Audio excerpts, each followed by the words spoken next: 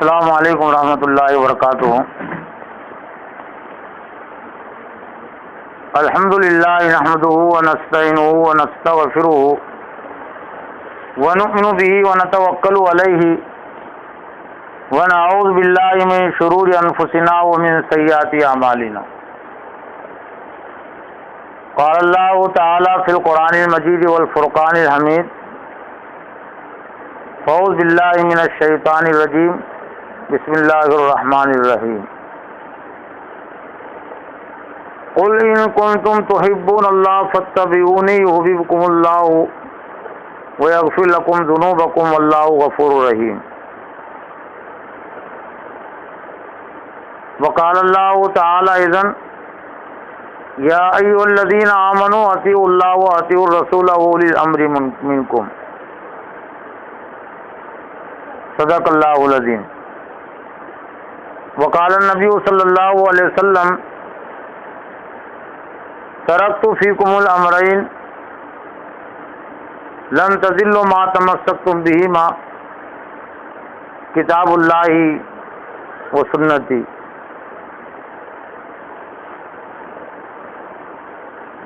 محترم خواتین، بہنوں اور بچیوں، آج کے اس اجتماع میں آپ کی طرف سے جس عنوان کے تحت کچھ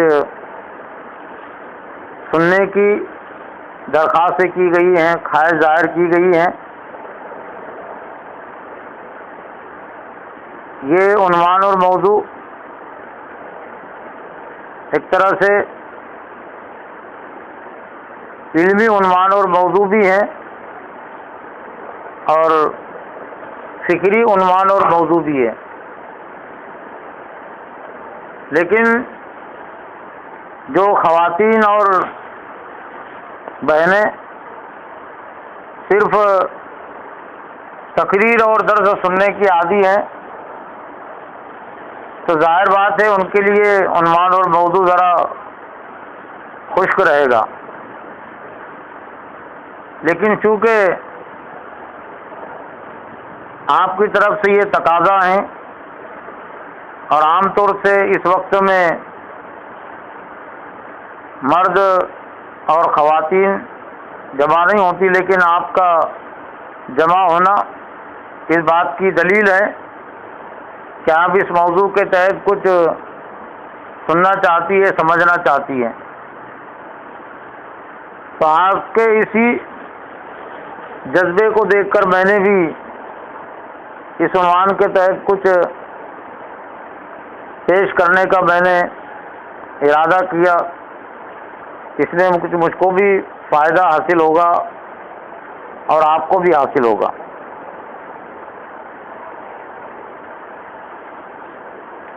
یہ عنوان اور موضوع تدوین احادیث اور اس کی تاریخ اور احادیث کی قسمیں،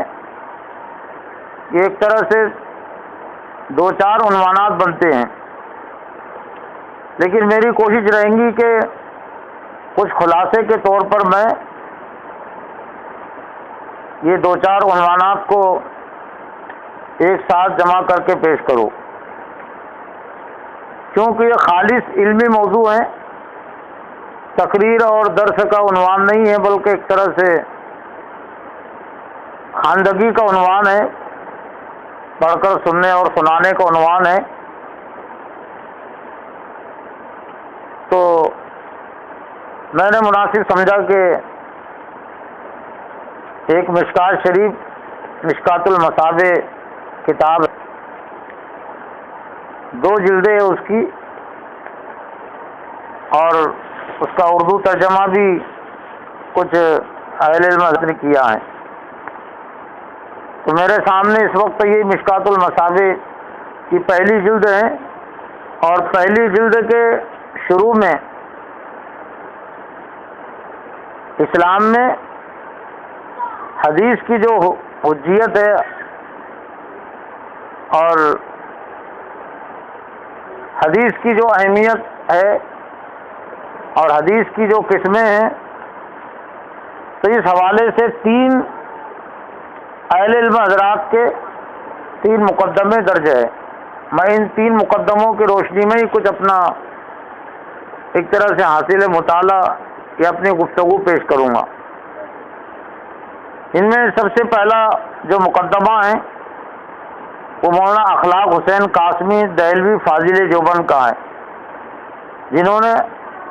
حدیث کی اسلام میں اہمیت اور اس کے حجت ہونے پر اور اس کی تاریخ تدوین پر کچھ مفید باتیں لکھی ہے۔ دوسرا مقدمہ مولانا انظر شرم کشمیری کا ہے، جو دارالعلوم دیوبند میں حدیث کے استاد رہ چکے ہیں اور اس وقت مرحوم ہیں۔ اور تیسرا مقدمہ حدیثی کے عنوان سے، حدیث کی تدوین اور اس کے تاریخ کے عنوان سے شیخ عبدالحق محدث دہلوی رحمۃ اللہ علیہ کا ہے۔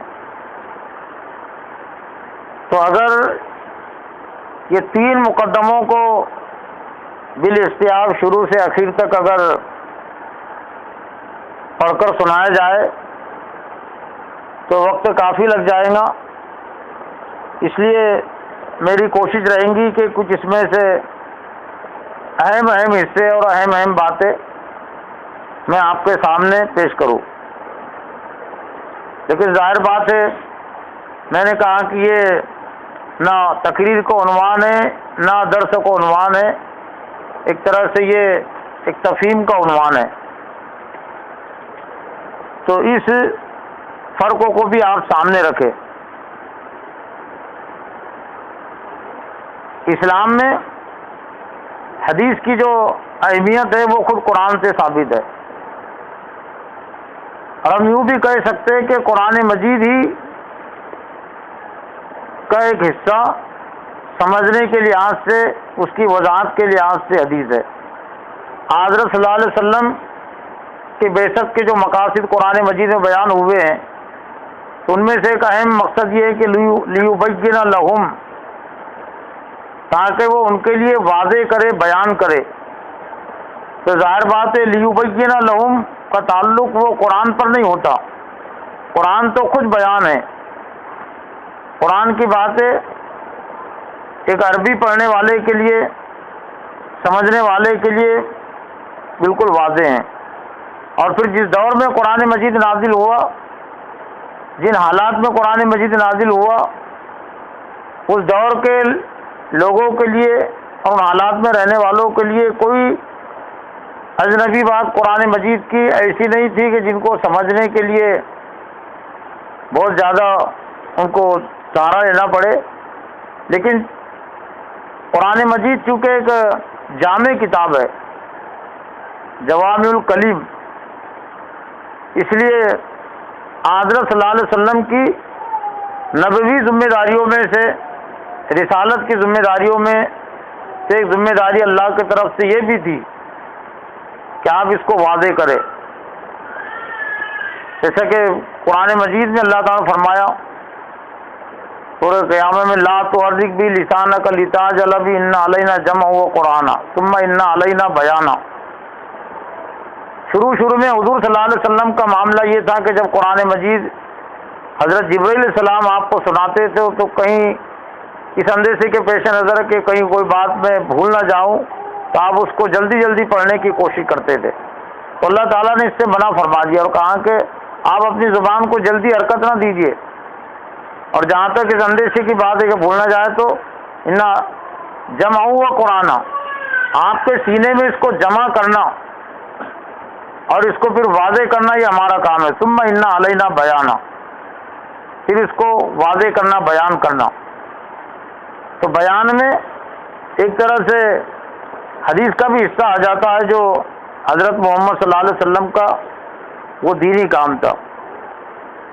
جب بھی قرآن مجید نازل ہوتا تو حضرت محمد صلی اللہ علیہ وسلم کسی نہ کسی صحابی کو لکھنے کا حکم دیتے، وہ قرآن مجید لکھ لیا جاتا۔ لیکن ابتدائی دور میں حضور صلی اللہ علیہ وسلم نے حدیث کے لکھنے سے منع کر دیا تھا، اور آپ نے فرمایا لا تکتبوا انی غیر القرآن، مجھ سے قرآن کے علاوہ کچھ مت لکھو۔ اس میں بھی ایک بڑی مصلحت تھی، وہ یہ کہ ابھی قرآن مجید کے نزول کا سلسلہ ایک طرح سے مکمل نہیں ہوا تھا، اور پھر جو اہل ایمان تھے اس میں لکھنے والے اور پھر پڑھنے والے وہ کمی تھے، تو کوئی خلط بلط نہ ہو جائے کہ کہیں پر قرآن مجید کی تحریر لکھی ہوئی ہے اور حدیث کی تحریر لکھی ہوئی ہے، تو بعد میں آنے والے وہ ایک ہی نہ سمجھ لے کہ یہ بھی قرآن ہے، حدیث اور قرآن ایک ہی درجے میں نہ آ جائے۔ اس لیے کہ ضرورت اور مصلحت کے تحت حضور صلی اللہ علیہ وسلم نے شروع میں قرآن کے علاوہ آپ کی باتوں کو لکھنے سے منع کر دیا تھا، لیکن جب پھر اہل ایمان کی ایک بڑی تعداد ہوئی اور پھر لکھنے والے بھی اس میں زیادہ ہو گئے، تو پھر آپ نے اس کی اجازت بھی دی تھی۔ اس لیے بہت سارے صحابہ اکرام نے جن کو لکھنا آتا تھا وہ حدیث کے بھی نسخے انہوں نے اپنے طور سے تیار کیے تھے، جو حدیثیں ان تک پہنچی تھی اس میں سے لکھ دیتے تھے، لیکن اس اہتمام کے ساتھ کہ وہ قرآن مجید سے الگ ہی رہے، یعنی قرآن اور حدیث میں کوئی خلط ملط نہ ہو جائے۔ پھر صحابہ اکرام کا جو حافظہ تھا، اہل ایمان کا جو حافظہ تھا، اور پھر نبی صلی اللہ علیہ وسلم دنیا میں رہے تو صحابہ اکرام آپ کے عمل کو دیکھتے تھے، آپ کے پیچھے چلتے تھے، اس لیے زیادہ پھر کتابی صورت میں حدیثوں کو جمع کرنے کی ضرورت پیش نہیں آئی۔ لیکن اللہ کے صلی اللہ علیہ وسلم کی وفات کے بعد اور بہت سارے صحابہ اکرام کی وفات کے بعد پھر اس کی ضرورت محسوس ہوئی کہ جس طرح سے قرآن مجید وہ کتابی صورت میں ہے تو حدیث کو بھی کتابی صورت میں ترتیب دے دیا جائے، لکھ دیا جائے۔ لیکن جیسا کہ منافقین کا وجود حضور صلی اللہ علیہ وسلم کے دور ہی سے تھا، اور پھر منافقین جب حضور صلی اللہ علیہ وسلم کے دور میں تھے، سازشیں کرتے تھے، تو ان کی سازشیں حضور صلی اللہ علیہ وسلم کی وفات کے بعد تو ختم ہونے والی نہیں تھی، وہ سازش کرتے تھے۔ اور پھر اسلام میں چونکہ قرآن کے بعد حدیث کی بڑی اہمیت ہے، قرآن مجید کی الفاظ کے ساتھ حفاظت کی ذمہ داری تو خود اللہ تعالیٰ نے لی ہے، انا نحن نزلنا الذکر و انا لہ لحافظون، کہ ہم نے اس ذکروں کو نازل کیا اور ہم اس کے محافظ ہے۔ تو قرآن مجید چونکہ پورے طور سے پہلے ہی وہ تحریر میں تھا، اس لیے اس کے خلاف تو وہ زیادہ سازش وہ نہیں کر سکے، اور ان کی سازش وہ کامیاب نہیں ہو سکتی تھی۔ لیکن حدیث کا بہت بڑا ذخیرہ، حدیث کا ایک بڑا حصہ وہ کتابی صورت میں نہیں آیا تھا، وہ تحریر میں نہیں آیا تھا، اس لیے منافقین اس خلا سے وہ فائدہ اٹھاتے تھے، اور حضور صلی اللہ علیہ وسلم کی طرف وہ ایسی باتیں منسوخ کر دیتے تھے جو حضور صلی اللہ علیہ وسلم نے نہیں کہی، جبکہ حضور صلی اللہ علیہ وسلم نے فرما دیا تھا من کذب علی متعمدا فلیتبوأ مقعدہ من النار، جو میری طرف جھوٹ بات منسوخ کرے، ایسی بات جو میں نے نہیں کہی، تو چاہیے کہ اپنا ٹھکانہ جہنم بنا لے۔ اس لیے صحابہ کرام بہت احتیاط کرتے تھے، جو بات ان کو یاد رہتی تھی، جو حدیث سنتے تھے، لیکن اس کو بھی پیش کرنے سے وہ بہت احتیاط کرتے تھے، کئی لفظ میں میرے پھر نہ ہو جائے، کوئی تبدیلی نہ ہو جائے، اس لیے صحابہ کرام بہت زیادہ درجہ درتے تھے۔ لیکن اسلام جب پھر مکہ اور مدینے کے علاوہ عرب کے علاوہ بھی دوسرے علاقوں میں پھیلا تو سازشیں ہونے لگی، تو پھر حدیث کے نام پر بھی سازشیں ہوئی، اور ایسی باتیں بھی منافقین نے، مفسدین نے مسلمانوں میں پھیلا دی جو دراصل حدیث نہیں تھی، صلی اللہ علیہ وسلم کی باتیں نہیں تھی، وہ ان کی باتیں تھی۔ تو لا علمی میں بہت سارے اہل ایمان اخلاص کی بنیاد پر اس کو قبول بھی کر لیتے تھے۔ اب کچھ باتیں تو ایسی تھی کہ جو قرآن مجید کو سمجھانے والی بھی ہوتی تھی، اور باتیں کچھ ٹکرانے والی بھی ہوتی تھی، لیکن وہ معاشرے میں وہ عام ہو گئی. جو باتیں صرف حافظے کی بنیاد پر چلتی ہیں، صرف سینے کے بغیر تحریر کے چلتی ہے، تو جہاں اس کے بہت سارے کچھ فائدے ہوتے ہیں تو اس میں ایک نقصان کا خدشہ لگا رہتا ہے، اور اس کا نقصان ہوا ہے ماضی میں امت مسلمہ کو، اسلام کو، کہ پھر سنی سنائی جو باتیں ہیں کہ اس نے یہ کہا، فلاں نے یہ کہا، اور آج بھی اتنا سب کچھ ہونے کے باوجود، قرآن حدیث کا علمی ذخیرہ کتاب میں محفوظ ہونے کے باوجود بھی مسلم معاشرے میں بہت ساری باتیں ایسی مشہور و معروف ہے، ایسی مقبول ہے جو نہ قرآن میں ہے نہ حدیث میں ہے، لیکن وہ کہتے ہیں کہ قرآن میں حدیث میں ہے، اور فلاں نے یہ کہا، فلاں نے وہ کہا. تو یہ سلسلہ جب آگے بڑھا اور پھر اس کے ذریعے سے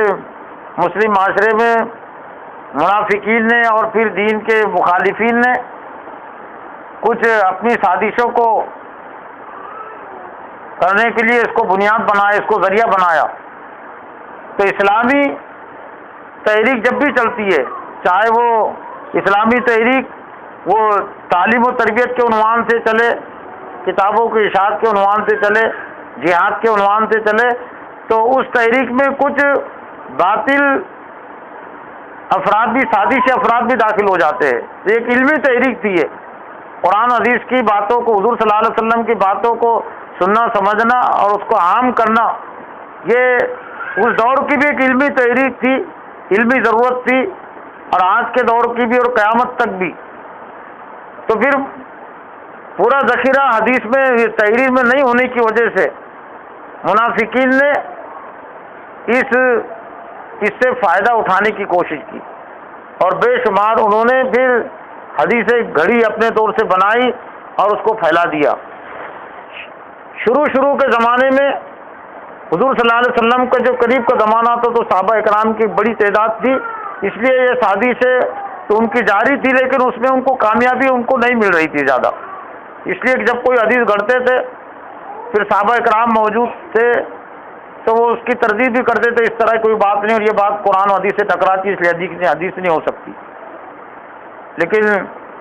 جب اسلام پھر پھیلا، یہ حدیثوں کی تدوین کی جو تاریخ ہے، حدیث کی جو کتابیں تدوین کی گئی، فقہاء اکرام کی جو تاریخ ہے وہ محدثین سے پہلے کی ہے. امام ابو حنیفہ، امام شافعی، امام مالک، امام احمد بن حنبل کا جو زمانہ ہے یہ حضور صلی اللہ علیہ وسلم کے قریب کا زمانہ ہے. تو اس میں ان کو حدیثوں کی تدوین کرنے کی ضرورت اس لیے نہیں پڑی کہ قریب کا زمانہ تھا اور بہت سارے صحابہ ایسے تھے کہ جن کو یہ حدیثیں یاد تھی، اس لیے صرف غور و فکر کی ضرورت ہوتی تھی قرآن و حدیث میں. تو غور و فکر کر کے انہوں نے پھر مسائل کا استنباط کیا. البتہ یہ چار اماموں میں دو امام ایسے ہیں کہ جن کو ہم محدث بھی کہہ سکتے ہیں. امام مالک رحمۃ اللہ علیہ، یہ فقیہ ہونے کے ساتھ ساتھ موطا امام مالک کے نام سے ان کی کتاب ہے، لیکن سیاہ ستہ میں اس لیے وہ شامل نہیں کہ تمامی عنوانات کے تحت حدیثیں اس میں نہیں ہے، زیادہ نہیں ہے، اس لیے حالانکہ بہت سارے اہل علم نے اس کو بھی موطا امام مالک کو بھی سیاہ ستہ میں اور مستند کتابوں میں شامل کیا ہے. اور دوسرے امام احمد بن حنبل ہے، تو امام احمد بن حنبل نے بھی مسند احمد کے نام سے کچھ حدیثوں کو جمع کیا اپنے کتاب میں. لیکن بہرحال یہ کہ یہ دور میں اس کی زیادہ ضرورت نہیں تھی، اس لیے اس طرف فقہاء کرام نے توجہ نہیں دی. لیکن جب خلافت بنو امیہ کا دور ختم ہو گیا، خلافت بنو عباسیہ کا دور آیا، اور تیسری صدی ہجری میں ایک طرح سے امت مسلمہ داخل ہو گئی. یہ زیادہ تر جو حدیث کی جو کتابیں ہیں، یہ بخاری شریف، مسلم شریف، ابو داؤد شریف، ترمذی شریف، نسائی شریف، یہ سب تیسری صدی ہجری کی ہے، یعنی 200 سال کا عرصہ مکمل ہو گیا تھا اور تیسری صدی ہجری شروع ہو گئی تھی. تو اس دور میں پھر اسلام اور اہل ایمان جو ہے تو نئے لوگ بھی اسلام میں داخل ہوئے، اور وہ لوگ بھی اسلام میں داخل ہو گئے جن کو اسلام سے کوئی دلچسپی نہیں تھی دنیا کے فائدے کی خاطر. اور پھر یہود و نصارہ جن کو شکست ہوئی تھی، تو انہوں نے پھر اس ذریعے سے بھی انتقام لینے کی کوشش کی، اور ان کی کوشش رہی ہے کہ یہ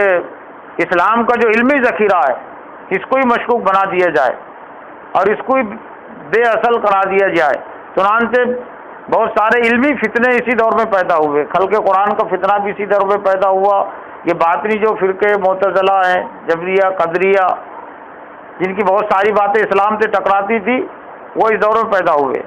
اور ان کے پیدا ہونے کا ایک اصل ان کو جو موقع ملا وہ یہ کہ قرآن تو محفوظ تھا، لیکن قرآن میں سبھی باتوں کی وضاحت اور تفصیل نہیں تھی، احادیث مدون نہیں تھی، کتابی صورت میں نہیں تھی، تو وہ حضور صلی اللہ علیہ وسلم کا نام لے کر وہ اپنی باطل باتوں کو، اپنی غلط باتوں کو بھی وہ پھیلاتے تھے۔ تو پھر یہ محدثین نے اس بات کی ضرورت محسوس کی کہ جتنی حدیثیں اس وقت مسلم معاشرے میں رائج ہے، جو سن کر وہ ایک دوسرے سے سن رہے، عمل کر رہے، دوسروں تک پہنچا رہے ہیں، تو یہ پورے ذخیرے حدیث کی تحقیق کی جائے۔ بہت بڑا کام تھا یہ، یعنی پہاڑوں کے کھودنے سے بھی زیادہ مشکل کام تھا۔ قرآن مجید کا لکھنا تو بہت آسان تھا، جب ذمہ داری حضرت ان پر ڈالی گئی، تو جن پر یہ ذمہ داری ڈالی گئی تھی، تو انہوں نے کہا کہ اگر مجھ کو یہ کہا جاتا ہے کہ یہ پہاڑ کو کھود کر اس طرح سے اس طرف کر دو تو میرے لیے آسان تھا، لیکن یہ حدیث کا ذخیرہ نبی صلی اللہ علیہ وسلم کی 23 سالہ زندگی اور پھر مسلم معاشرے میں پھر بے شمار حدیثیں جو پھیلا دی گئی تھی، لیکن اللہ تعالیٰ کی رحمت ہو ان محدثین اکرام پر اور اہل علم حضرات پر، کتنا مشکل ترین کام، کٹھن ترین کام، کیسے محنت اور مشقت تو تھی، لیکن ایک دوسری جو بات تھی وہ یہ کہ دشمنی اور مخالفت مول لینے کی بات تھی۔ آج کے دور کو سامنے رکھ کر دیکھ لیجیے نا کہ فلاں یہ بات کا اگر آپ اس کو کہیں گے کہ بھائی اس کی دلیل کیا ہے، تو دلیل تو بعد میں چیز ہے، لیکن وہ پہلے ناراض ہو جائے گا، اس کا ثبوت کیا ہے، کس سے آپ نے بات کہی، کس سے آپ نے سنا۔ تو لوگوں کی ناراضیاں بھی اس سے جڑی ہوئی تھی، لیکن ان محدثین نے اس کی کوئی پرواہ نہیں کی، اور انہوں نے میلوں کا سفر کیا، ہفتوں کا، مہینوں کا اور سالوں کا انہوں نے سفر کیا، اور انہوں نے زندگیاں لگا دی احادیث کی چھان بین میں، اور کتنی غلط روایتیں یوں سمجھ لیجیے کہ اس میں داخل ہو گئی تھی۔ یہ محدثین کو کئی روایتوں میں سو روایتوں میں سے ایک روایت کو انہوں نے چھانٹ کر اپنی کتاب میں شامل کیا۔ تو یہ مشکل ترین کام صحابہ، یہ تبع تابعین میں سمجھ لیجیے تو صحابہ کرام کا زمانہ تو نہیں تھا، دوسری صدی تیسری صدی ہجری میں تابعین کا، جنہوں نے صحابہ کرام سے علم حاصل کو تابعی کہتے ہیں، اور جنہوں نے تابعین سے علم حاصل کیا ان کو تبع تابعین کہتے ہیں۔ تو گویا کہ یہ دور بھی ایک طرح سے ختم ہو گیا تھا۔ تو احادیث کا جو صحیح انہوں نے جو سند تک وہ پہنچے، تو جنہوں نے بخاری پڑھی ہے، مسلم شریف پڑھی ہے، صحیح ستہ کی کتابیں براہ راست پڑھی ہے،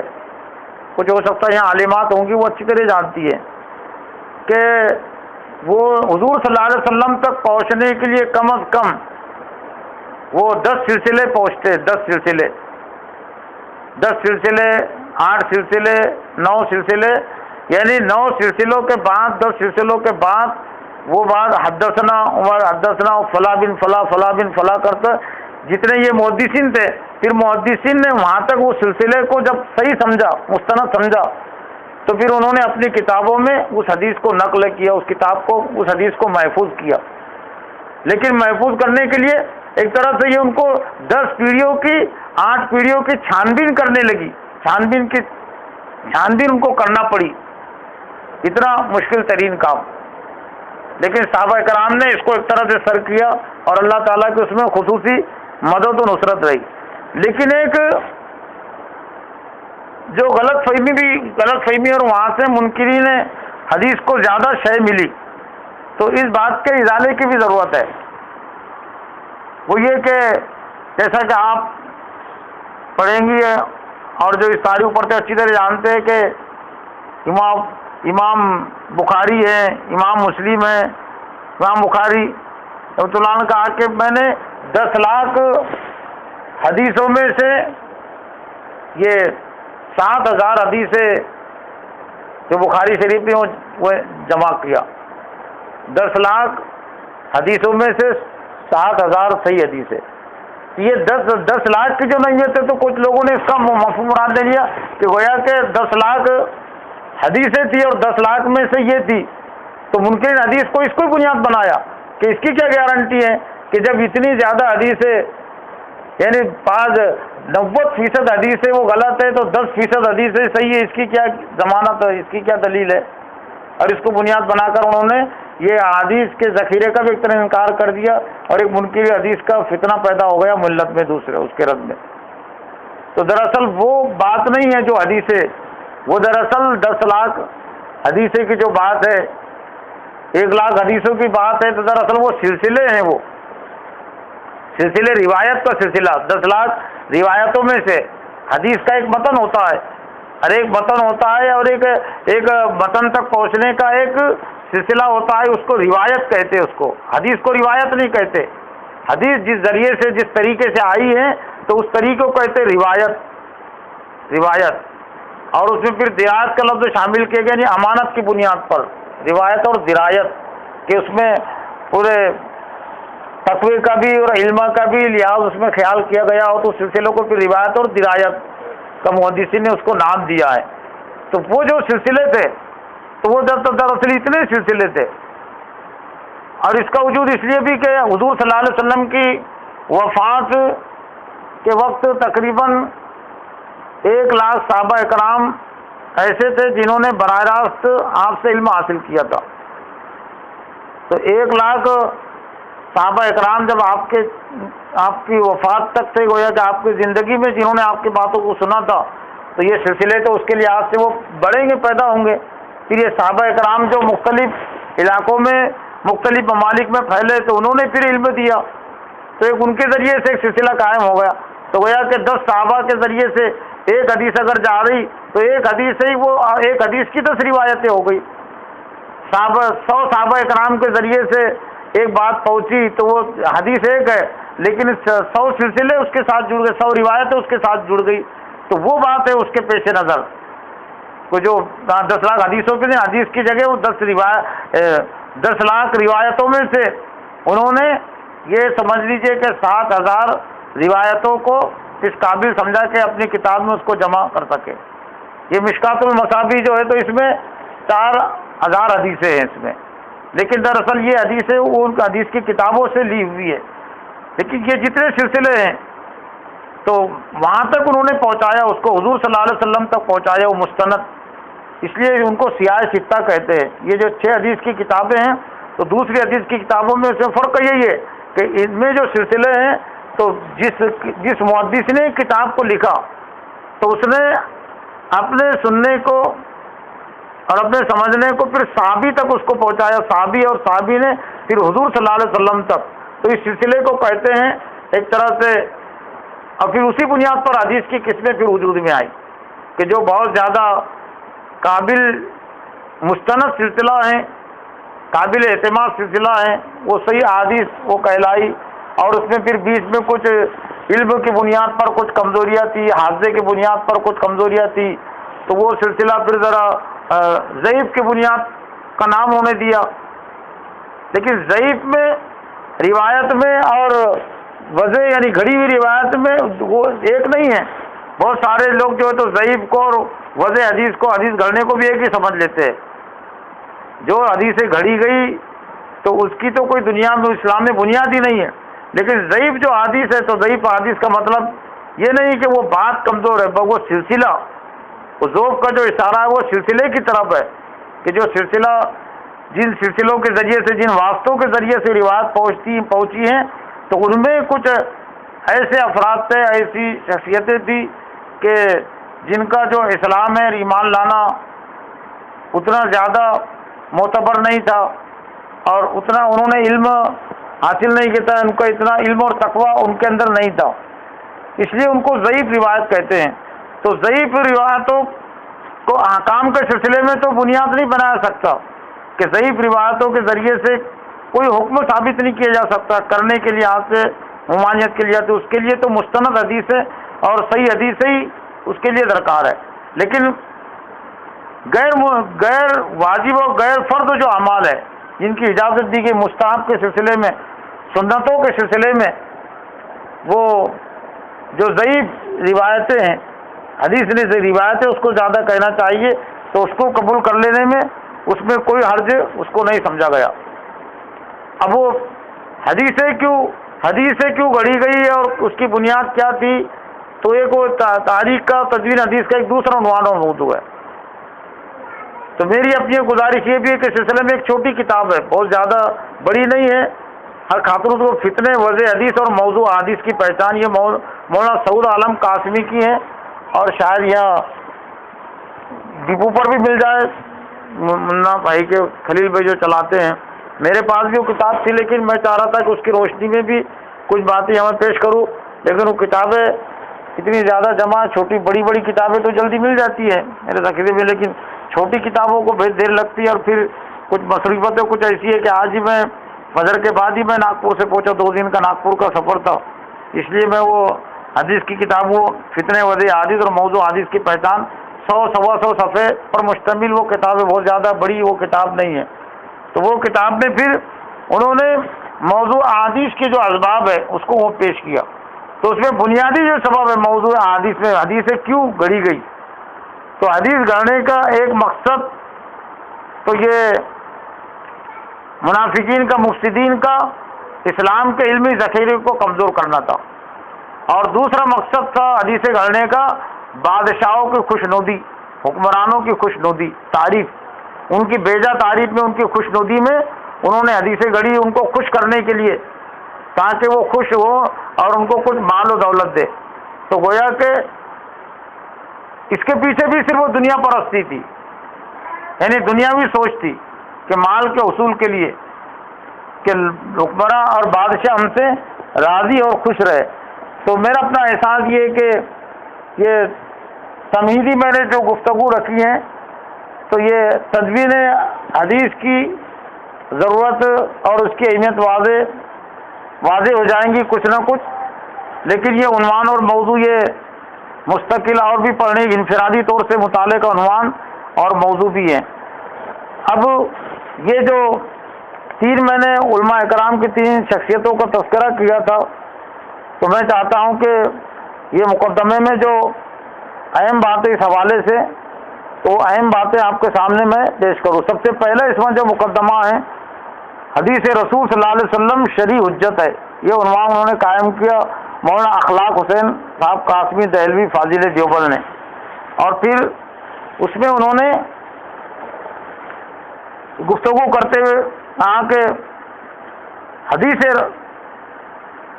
رسول کے متعلق حافظ ابن قیم رحمۃ اللہ نے لکھا ہے کہ احادیث رسول پر نظر ڈالنے سے معلوم ہوتا ہے کہ احادیث کی 3 قسمیں ہیں۔ احادیث کی 3 قسمیں ہیں۔ پہلی قسم ان احادیث کی ہے جن میں بھی عینی وہی احکام مذکورہ جو کتاب اللہ میں دیے گئے ہیں۔ تب گویا کہ یہ جو احکام دیے گئے ہیں، تو مزید ان احکام کی اہمیت واضح ہو جاتی ہے کہ جن احکام پر، جن باتوں پر اللہ نے زور دیا، تو حضور صلی اللہ علیہ وسلم نے بھی ان پر زور دیا۔ تب یہ احکام وہ ہیں کہ اسلام میں بہت اہمیت کے حامل ہے۔ اب یوں سمجھ لیجیے کہ جہاد کو لے لیجیے، قتال کو لے لیجیے، کہ جہاد اور قتال کا حکم قرآن میں بھی اور حدیث میں بھی ہے، تو اب گویا کہ ان احکام کی اہمیت دگنی ہو جاتی ہے۔ تو حدیث کی یہ پہلی قسم ہے۔ دوسری قسم ان حدیث کی ہے جن میں قرآن کے کسی مجمل امر کی تشریح یا کسی لفظ قرآن کی تفسیر بیان کی گئی ہے۔ یہ حدیث کی دوسری قسم ہے کہ قرآن مجید کی کوئی بات مجمل ہے، جیسے اب اقیم الصلاۃ، نماز قائم کرو، نماز ادا کرو، تو نماز کیسے ادا کریں گے، تو اس کا طریقہ قرآن مجید میں نہیں تفصیل کے ساتھ، صرف یہ کہ کھڑے رہو، خاموشی اختیار کرو، لیکن پورے تکبیر تحریمہ سے لے کر سلام پھیرنے تک کی نماز کی جو حیثیت حالت ہے کہ جس میں رکوع ہے، جس میں سجدہ ہے، جس میں قاعدہ ہیں، اور پھر رکوع میں کچھ پڑھنے کی بات ہے، قیام کی حالت میں کچھ پڑھنے کی تعلیم اور تلقین ہے قاعدے میں، تو اب یہ جو باتیں ہیں تو یہ تو حدیث سے واضح ہوتی ہے۔ تو یہ مطلب ہے کہ قرآن مجید کے کسی مجمل امر کی تشریح یا کسی لفظ قرآن کی تفسیر بیان کی گئی ہو، حدیث کی دوسری قسم ہے۔ تیسری قسم ان حدیث کی ہے جن میں ایسے احکام دیے گئے ہیں جن سے قرآن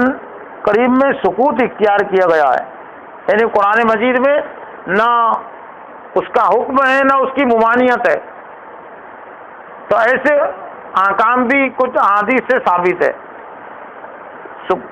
پہلی دونوں قسم کی احادیث کی اتباع کرنا اطیع اللہ یعنی خدا کی اطاعت میں داخل ہے۔ اب گویا کہ اطیع اللہ و اطیع الرسول جو قرآن مجید میں جگہ جگہ ہے، تو اس کے پیش نظر بھی یہی ہے کہ اطاعت کرو اللہ کی اور اطاعت کرو رسول کی، یعنی رسول اللہ صلی اللہ علیہ وسلم نے جو تمہیں دیا ہے اس کو بھی قبول کرو، جو اللہ نے تمہیں دیا ہے اس کو قبول کرو۔ ما آتاکم الرسول فخذوہ وما نہاکم عنہ، رسول اللہ صلی اللہ علیہ وسلم جو دے اسے لے لو اور جس سے منع کر دے اس سے رک جاؤ، کیونکہ ان حدیث پر عمل کرنا دراصل قرآن پر عمل کرنا ہی ہے۔ پہلی اور دوسری جو قسمیں ہیں تو ان پر عمل کرنا دراصل وہ قرآن پر عمل کرنا ہے، اور ان کا انکار کرنا ایک طرح سے قرآن کا انکار کرنا ہے۔ تو اس لیے نماز کا جو طریقہ ہے، نماز کا انکار کرنا بھی، نماز کا حکم چونکہ قرآن سے تھا اس لیے انکار کرنا بھی اس کا منکر بھی کافر ہے، اور طریقے کا منکر بھی کافر رہے گا۔ طریقے کا منکر بھی کافر اس لیے رہے گا کہ یہ طریقہ حضور صلی اللہ علیہ وسلم سے عمل سے بھی ثابت ہے اور قول سے بھی ثابت ہے کہ تمہیں قیام کیسا کرنا، اللہ کے رسول کیسا قیام کرتے تھے۔ صلو کما رأیتمونی اصلی کے تحت یہ پوری نماز کی تفصیل ایک طرح سے یہاں تک چلی آ رہی ہے کہ اس طرح سے نماز پڑھو جس طرح سے میں پڑھتا ہوں۔ تب اگر کوئی یہ جو موجودہ حالت اور حیثیت نماز کی اگر کوئی اس کا انکار کرتا ہے، جیسا کہ بہت سارے شیعوں کے جو فرقے ہیں اور باطل جو فرقے انہوں نے نماز کو تو تسلیم کیا لیکن صلاۃ کے لفظوں میں الجھ کر کے صلاۃ کے معنی درود پڑھنے کے ہیں، عنایت کے، اللہ سے قریب ہونے کے ہیں، تو اللہ کے قریب ہونے کا مطلب اب جسمانی لحاظ سے تو کوئی قریب ہو ہی نہیں سکتا، دل کے لحاظ سے، سوچ کے لحاظ سے ہم قریب ہو گئے تو پھر نماز ہو گئی۔ تو یہ بوروں کی اور یہ دوسرے جو قسمیں تو انہوں نے پھر اس سے مراد لیجیے دکان میں بیٹھ کر بھی نماز ہو سکتی ہے، گھر میں بیٹھ کر بھی نماز ہو سکتی ہے، اور چلتے پھرتے سفر میں ہیں تو آپ نے اپنا خیال تھوڑا اللہ کی طرف کر لیا تو آپ کی نماز ہو گئی۔ اور ایسی پھر باطل خیالات بہت سارے یہ بے علم صوفیوں میں، بے علم جو تو باباؤں میں پیدا ہو گئے، پہلے زیادہ تھے، ان کی دکانداری زیادہ چلتی تھی، جن کی نماز مکہ اور مدینہ میں ہوتی تھی۔ ایسے بھی بزرگ گزرے ہیں کہ جو یہ ان کو کہتے تھے لوگ کہ بھائی نماز، تو ان کہا کہ ہماری نماز ہوتی نہیں، ہماری نماز اللہ کے رسول کے پیچھے ہوتی، ہماری نماز خانہ کعبہ میں ہوتی، آج بھی کہ وہاں اللہ کے رسول ہم کو نماز پڑھاتے ہیں۔ تو یہ ایسی غیبی باتیں اور وہمی باتیں، یہ طرح سے غیبی باتیں بھی نہیں، ایک طرح سے وہمی باتیں ہوتی ہے، تو وہمی باتیں اس میں پھر شامل ہو گئی حضور صلی اللہ علیہ وسلم کے اس عمل کو اور قول کو نظر انداز کرنے کے نتیجے میں۔ تو جو پہلی اور دوسری قسمیں ہیں تو ایک طرح سے اس کو ماننا یہ دین اور ایمان کا بنیادی تقاضا ہے، اور کوئی اگر اس کا انکار کرتا ہے تو اسلام سے وہ خارج ہے۔ تیسری قسم کی حدیث پر عمل کرنا وہ اطیع اللہ و اطیع الرسول کی اطاعت کرو کے تحت، اطیع الرسول رسول کی اطاعت کرو کے تحت داخل ہے کہ حضور صلی اللہ علیہ وسلم نے جو حکم دیا، جو حکم تو اگرچہ قرآن سے وہ ثابت نہیں ہے لیکن حضور صلی اللہ علیہ وسلم نے اس کا حکم دیا تو وہ بھی واجب ہے۔ ان حدیث پر عمل کرنا اگر واجب اور ضروری کرنا دیا جائے تو پھر اطیع الرسول کا کوئی مطلب باقی نہیں رہتا۔ تو تیسری جو قسم ہے تو اس کی اتباع اور پیروی بھی ضروری ہے، جیسا داڑھی کے سلسلے میں بھی لوگ الجھ جاتے ہیں، تو داڑھی کا رکھنا مقدار کے تعلق سے تو کچھ اجتہاد آپ کہہ سکتے، لیکن داڑھی کا حکم جو حضور صلی اللہ علیہ وسلم کے قول سے بھی ثابت ہے اور عمل سے بھی ثابت ہے مقدار کی بات ہے، مقدار کے تعلق سے پھر کچھ لوگوں نے پھر الگ الگ اپنے استعمال کیا، لیکن بہرحال کہ داڑھی جو واجب کے درجے میں ہے، اور پھر داڑھی کے تعلق سے مقدار کے تعلق ایفا لوہا بھی ہے کہ داڑھی کو بڑھاؤ، تو پھر بڑھانے سے مراد تو کچھ لوگوں نے پھر اس کو ایک مشت میں بھی اس کو مقید نہیں کیا، جیسے اہل حدیث حضرات جو ہے، تو اہل حدیث حضرات میں ایک طبقہ یہ بھی اہل علم حضرات کا کہ وہ مطلق داڑھی کے کاٹنے کو کم کرنے کو وہ گناہ سمجھتے ہیں کہ داڑھی جتنی بڑھتی ہے تو اس کو بڑھنے دیا جائے، چاہے پھر ایک مشت ہو یا ایک ہاتھ ہو، جتنا بھی اس سے کوئی فرق نہیں پڑتا۔ تو خیر وہ اس کو غلط بات تو نہیں کہتے، اجتہاد اس کو ہم کہہ سکتے ہیں۔ یہ ہوا کہ اطیع اللہ اور پھر اس کی پوری عہد اسی پر عمل ہو سکتا ہے۔ جب تینوں قسم کی احادیث کی اتباع کو ضروری قرار دیا جائے تبھی اطیع اللہ و اطیع الرسول کا مفہوم اور مطلب ادا ہو سکتا ہے، پورا ہو سکتا ہے۔ قرآن کریم نے ایک آیت میں یہ بھی کہہ دیا کہ رسول اللہ صلی اللہ علیہ وسلم کی اطاعت بھی دراصل خدائی کی اطاعت ہے، جس نے رسول کی اطاعت کیا اس نے دراصل اللہ کی اطاعت کیا، وہ اسی معنی میں بات کہی گئی۔ حدیث رسول کے بارے میں عقیدہ صحابہ کرام سے لے کر آج تک جمہور علماء امت کا متفقہ عقیدہ رہا ہے۔ البتہ ایک قلیل گروہ معتزلہ کے لفظی معنی ہٹ جانے کے، یعنی اپنے مقام اور اپنی جگہ سے ہٹنے کو کہتے ہیں اعتزال۔ تو اسلام کا جو بنیادی عقیدہ ہے، قرآن حدیث کا جو بنیادی عقیدہ ہے، تو اس سے وہ ہٹ گئے، اس لیے ان کو معتزلہ کہتے ہیں، ایک فرقہ معتزلہ جو پہلے گزرا ایک طرح سے باطل فرقہ۔ وصال رسول سے ایک صدی کے بعد ایسا کھڑا ہوا تھا جس نے متواتر احادیث کے علاوہ دوسری احادیث کا انکار کر دیا، لیکن معتزلہ کے عقائد کا مدلل بہت ہاں کہ ایک اسلام کی حقانیت کی ایک دلیل یہ بھی ہے کہ جس دور میں یہ حدیثیں گڑھی جا رہی تھی، تو بعد کے دور میں نہیں، اسی دور میں اور اسی وقت میں اس کے رد کرنے والے افراد و حضرات بھی وہاں موجود تھے جو رد کرتے تھے اپنے زبان سے بھی اور اپنی کوششوں سے بھی۔ تو یہ معتزلہ نے جو فتنہ وضع کیا تو پھر اسی وقت ایک گروہ ایسا ہی پیدا ہوا جنہوں نے اس کا رد کیا۔ ہمارے دور کے نام نہاد اقلیت پسند میں بھی حدیث رسول کی تشریح حدیثیت کا انکار کیا ہے، اس کو صرف تاریخ حیثیت دے کر کہا کہ یہ صرف تاریخی باتیں تھی اور شریعت میں مکمل نظام رکھنا ڈالنے کی ناپاک نامبارک کوشش کی ہے۔ لیکن علماء اہل سنت کی طرف سے منکرین حدیث کی علماء اہل سنت کا اشارہ یہ موجودہ دور کے بریلیوں کی طرف نہیں ہے، یہ دراصل اہل سنت والجماعت سے ان کو کہتے جو اللہ کے صحابہ کرام اور ان کے ذخیرے کو مانتے ہیں، اور یہ شیعوں سے الگ کرنے کے لیے یہ اصطلاح وضع کی گئی۔ شیعہ بہت سارے صحابہ کرام کو نہیں مانتے، اس لیے وہ اہل سنت والجماعت میں داخل نہیں ہوتے، اور اہل سنت والجماعت کا مطلب یہ کہ حضور صلی اللہ علیہ وسلم اور جماعت کا اشارہ صحابہ کرام کی طرف ہے، تو اہل سنت والجماعت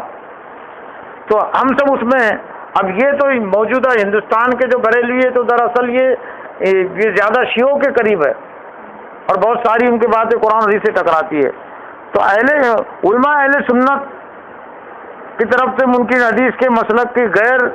معقولیت کو قرآن کے واضح دلائل سے انہوں نے رد کیا، پہلے بھی اور آج بھی۔ قرآن بتاتا ہے کہ جس طرح اللہ تعالیٰ نے قرآن کریم جیسے جامع اور اٹل قانون کے اتارنے کی ذمہ داری خود لی ہے، اسی طرح اس کی تشریح بیان کرنے کی ذمہ داری اپنے اوپر رکھی ہے، کیونکہ مخلوق خدا کے اس جامع اور بے مثال کلام کی حقیقی مراد اس کے مخفی اشارات کو بطور خود جاننے کی طاقت اور صلاحیت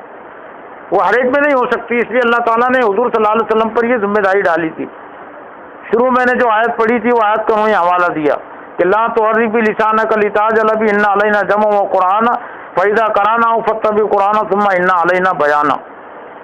کہ آپ اپنی زبان کو جلدی جلدی حرکت مت دیجیے، ان علینا بیان جمع ہو، اس کو جمع کرنا ہمارا ہے۔ اب گویا کہ قرآن کی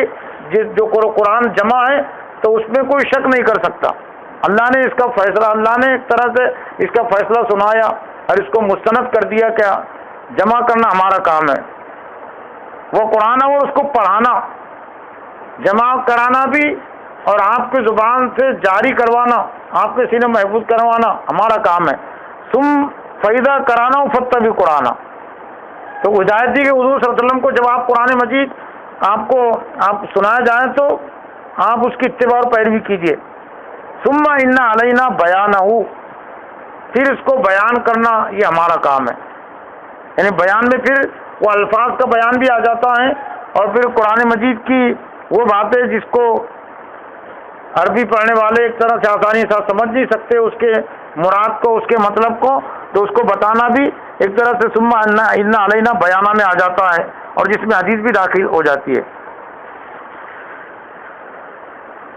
اس آیت میں خدا تعالیٰ نے 2 باتوں کی ذمہ داری کا اعلان کیا ہے. ایک وہی کہ الفاظ کو سینے میں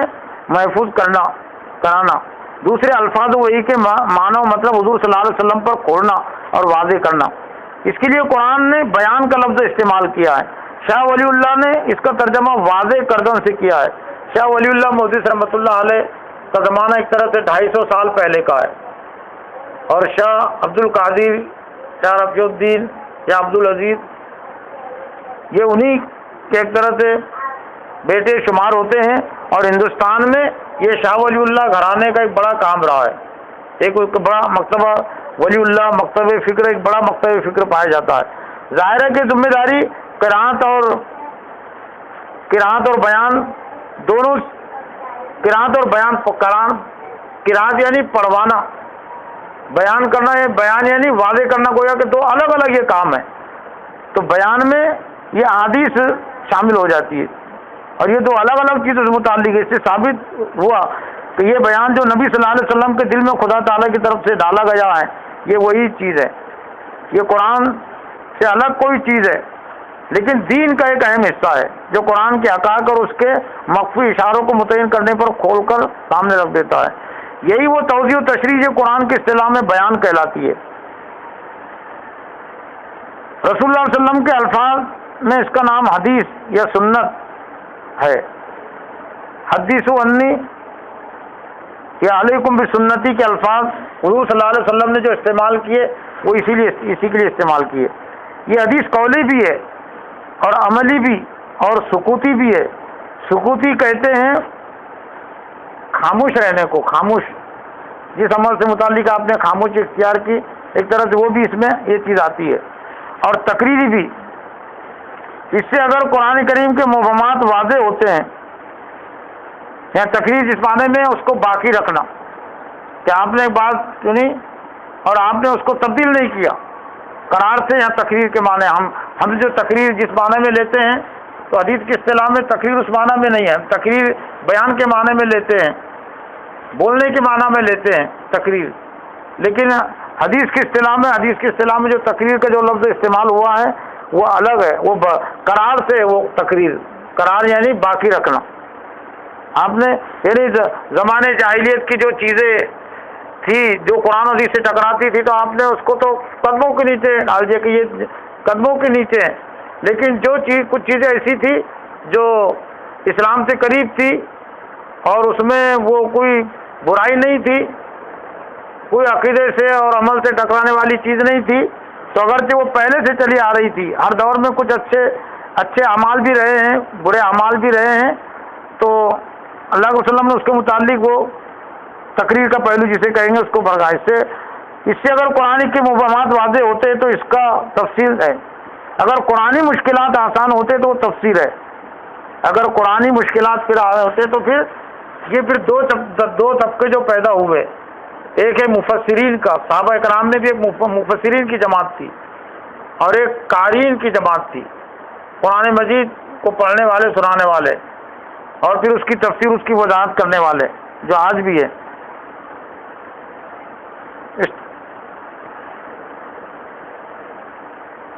قرآنی مخفیات ظاہر ہوتے تو اس کا نام اظہار ہے.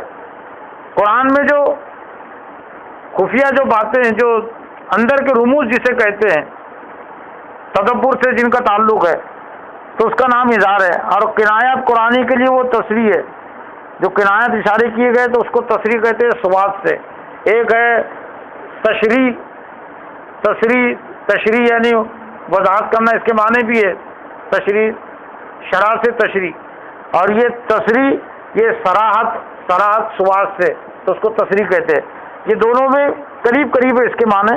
کوئی زیادہ بنیادی فرق نہیں ہے، وہی فرق جیسا ہم کہتے ہیں کہ مسلم اور مومن، تشریح اور تصریح دونوں میں وضاحت ہوتی ہے۔ اس بیان کے بغیر اختلافات کا فیصلہ اور مرادات قرآنی کی تعین کوئی دوسری صورت نہیں۔ رائے سوال کے بعد وہ احکام جو حدیث میں ہیں مگر قرآن میں مذکور نہیں،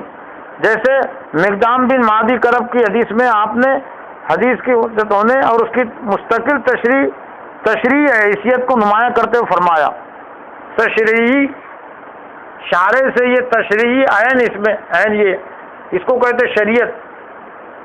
شریعت کا لفظ اسی سے بنا جس میں عین آتا ہے۔ تشریحی حجت جسے شرع لکم جاری کرنا، قانون بنانا، تشریح کے معنی کوئی چیز قانون بنانا، وضع کرنا، جاری کرنا۔ مستقل تشریح حیثیت کو نمایاں کرتے ہوئے فرمایا کہ حمار اہلی کی حرمت قرآن میں نہیں، اسے نبی صلی اللہ علیہ وسلم نے حرام کیا ہے۔ حمار اہلی مطلب یہ پالتو گدھے، پالتو جو گدھے ہیں تو اگرچہ ان کی حرمت قرآن سے نہیں ہے لیکن حضور صلی اللہ علیہ وسلم نے اس کو حرام قرار دیا ہے۔ اس کے پیچھے بہت ساری حکمت مصلحتی بھی ہو سکتی ہے کہ اللہ تعالیٰ نے جو چیز جس کے لیے پیدا کی تو وہ چیز وہ مقصد پورا رہے۔ ایک دور ایسا تھا کہ سفر کے لیے یہ گھوڑے ہوتے تھے، اونٹ ہوتے تھے، خچر ہوتے تھے، کہیں کہیں ہاتھی ہوتے تھے، لیکن یہ جانور جو تھے تو یہ مالدار افراد ہی اس کو خرید سکتے تھے۔ جیسے یوں سمجھ لیجیے کہ آج کے دور میں بھی کئی ذرائع ہیں، ایک ہے ہوائی جہاز، ہیلی کاپٹر، کار، بس، لیکن یہ مالدار افراد ہی اس کو خرید سکیں گے۔ موٹر سائیکل، اس کے لیے بھی کچھ نہ کچھ مالداری درکار ہے، لیکن سائیکل غریب بھی استعمال کرتے ہیں، موٹر سائیکل ہر ایک نہیں خرید سکتا۔ تو ایسے معاملات ہو تو شاید اس کے پیچھے یہ بھی مصلحت رہی ہو کہ یہ گدھے اگر لوگ ذبح کریں گے اور کھائیں گے تو یہ جو غریب افراد کی جو سواری کا انتظام ہے تو مفقود نہ ہو جائے، اور معاشرے میں پھر جو چیز کم ہو جاتی ہے اس کی قیمت بڑھ جاتی ہے۔ گھوڑے تو خرید نہیں سکتے تھے مالدار، اب گدھے بھی اگر لوگ کھا لیں گے ذبح کر کے اس کو حلال سمجھ کر تو ہو سکتا ہے پھر معاشرے میں اور بھی وہ مہنگے ہو جائے۔ یا درندوں کے گوشت کی حرمت کا کلام اللہ میں نہیں، وغیرہ وغیرہ، تو پھر وہ اصول متعین کر دیا گیا پھر فقہاء کرام نے، پھر حدیث کی روشنی میں کہ جو جانور یہ دوسرے جانوروں کا وہ شکار کر کے کھاتے، پنجوں سے گوشت نوچتے ہیں، تو وہ سب کے سب حرام ہے، جن سے حدیث کی نہ صرف مستقل شان تشریح ثابت ہوتی ہے بلکہ بظاہر بعض احکام قرآن سے علاقے بھی ثابت نہیں ہوتا، اور یہ بات اس دعوے کے خلاف معلوم ہوتی ہے تمام حدیث قرآن کا بیان میں۔ اس کا جواب یہ ہے کہ اس قسم کے احکام بھی اگرچہ جزئی طور پر کسی آیت میں نظر نہیں پڑتے مگر کلی طور پر اس آیت کے ذیل اور اس کے دائرے میں آتے ہیں۔ اب پھر انہوں نے اس کو ثابت کیا سورہ حشر کی آیت نمبر 7 سے، ما آتاکم الرسول فخذوہ وما نہاکم عنہ فانتہوا، یعنی جہاں سے یہ کچھ رائے، جہاں سے لوگوں کے لیے کچھ رائے ملتی ہے قرآن کا یہ حدیث کا انکار کرنے کی، تو ایک طرح سے وہ رائے بھی اللہ تعالیٰ نے بند کر دی کہ جو تمہیں رسول دے دے۔ اب رسول نے تو پہلے نمبر پر قرآن دیا، لیکن رسول نے صرف قرآن نہیں دیا نا، بہت ساری دوسری باتیں بھی دی۔ تو اب گویا کہ یہ جو گدھے کی جو حرمت ہے یہ درندوں کے، اور اسی طرح سے وہ پرندے جو دوسروں کا شکار کر کے کھاتے ہیں تو یہ بھی رسول صلی اللہ علیہ وسلم نے دیا، اس کا منع کیا تو فخذوا وما نہاکم عنہ فانتہوا، جس سے منع کرتے اس سے رک جاؤ۔ تو ایک لحاظ سے یہ بھی قرآن مجید ہی کا ایک حکم ہو جاتا ہے، اور اس کا انکار ایک طرح سے یہ بھی ایک واسطے کے ذریعے سے قرآن کا انکار ہو جاتا ہے۔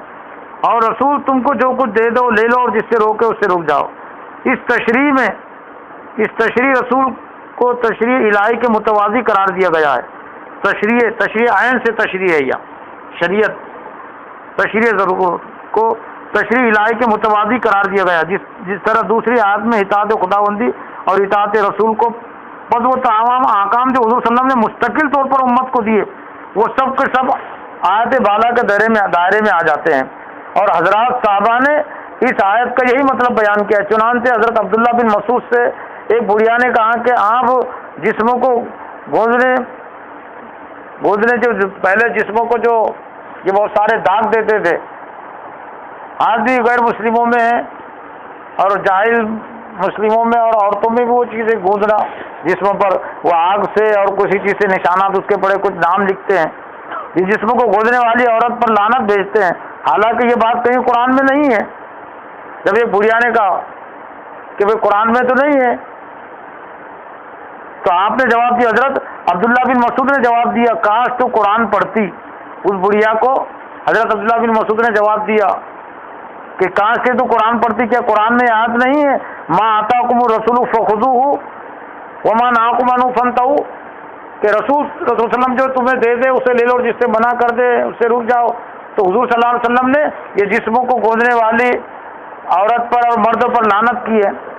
عورت بولی جی ہاں، عورت نے کہا کہ ہاں یہ آیت تو ہے، تو آپ نے فرمایا بس اس سے یہ ثابت ہوتا ہے کہ نبی صلی اللہ علیہ وسلم کا حکم اللہ تعالیٰ ہی کا حکم ہے، اور رسول پاک جو کچھ فرماتے وہ خدا تعالیٰ کی طرف سے فرماتے ہیں۔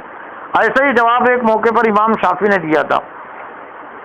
پھر یہ کہ یہ عنوان انہوں نے یہاں پر قائم کیا ہے، قرآن کریم کے آسان ہونے کا مطلب، قرآن کریم کے آسان ہونے کا مطلب کچھ لوگوں نے غلط لے لیا کہ آسان ہے کا مطلب ہے کہ جو چاہے منمانی تعویلیں کرو، اس لیے کہ آسان ہے قرآن میں۔